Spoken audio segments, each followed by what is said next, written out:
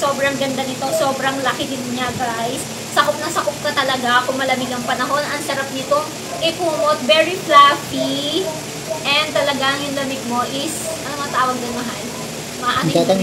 Maaalis talaga yung lamig mo pag ito yung gamit mong kumot, lalo na kung taglamig, tagulan. Napakasarap nito ikumot, guys. Napakasarap din ihaghat kasi ang kapal niya. Tinimbang ko to kanina, guys. Ang timbang nito is nasa 2 kilo. So, pwede mo nga itong laban sa washing machine mo and sa automatic washing machine mo, guys, para mabilis matuyo. Kasi pag makapal, di ba, matagal matuyo. Ang sarap nito ikumot, guys. At napakaganda yung quality nito. Napakaganda ng tahi nito. So, ganito yung quality niya sa harap. And ganito nga naman sa likod, guys. Sobrang fluffy niya talaga. Doble yung pagkakatela niya. O, ayan dito sa harap. Ito sa likod. Ang tagal na dito sa amin, guys. Ang tagal ko na itong kinukumot. Ilang taon na itong kumot ko na to.